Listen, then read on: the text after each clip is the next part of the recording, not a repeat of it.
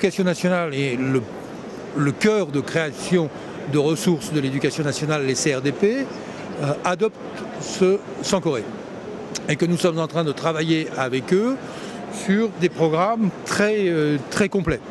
Nous avons signé une convention pour faire des tutoriels très bien faits pour apprendre à l'enseignant, d'une part à utiliser le numérique, mais ça c'est pas la plus grosse partie, mais l'aider à devenir enseignant par le numérique. Ce programme-là, dès le début, il est prévu en une version française, nationale, hexagonale pour l'éducation nationale française, et en une version africaine que l'on déclinera ensuite selon les différents programmes des différents pays.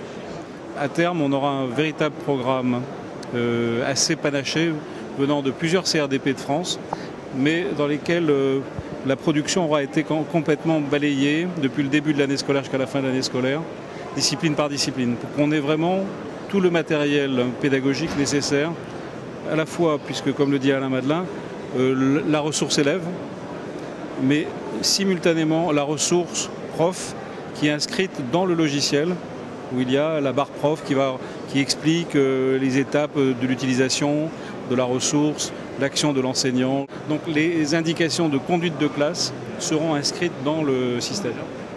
Et puis il y a enfin le programme que l'on fait en direction de l'Afrique, où on équipe des écoles, où on veut également assez vite créer de nouvelles écoles numériques pour le secteur non formel, de façon à amener tous les bénéfices du numérique à des nouvelles écoles plutôt low cost. Je suis quelque part n'importe où, je trouve quelque chose que j'aime bien.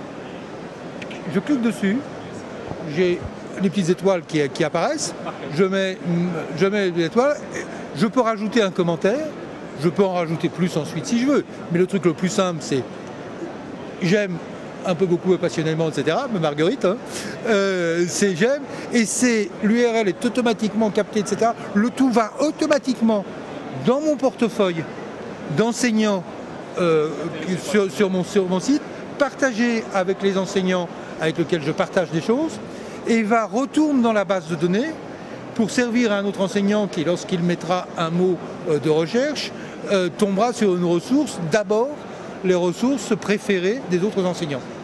Le numérique permet le partage gratuit de n'importe quelle ressource, la plus riche, la plus complète, de la plus riche école, avec la plus petite école du Sénégal ou du Cameroun. Les meilleures ressources du monde peuvent être partagées gratuitement avec les plus pauvres. Pour peu que nous construisions les manuels scolaires du futur, sur 35 $, je peux mettre l'équivalent, j'ai pris l'exemple de la tablette indienne, quelques 200 tonnes de manuels numériques riches immédiats gratuits. Si ce n'est pas une révolution, je ne sais pas ce que le mot révolution veut dire. Et quand je dis manuel, ça veut dire beaucoup plus. Ça veut dire des cours, ça veut dire des exercices, ça veut dire une bibliothèque. Nous avons donc une vraie révolution du modèle économique. À mon avis, la grande force révolutionnaire de l'enseignement dans les années qui viennent, la créativité de l'enseignant multipliée par la force du web. Hein, c'est l'enseignant 2.0 là.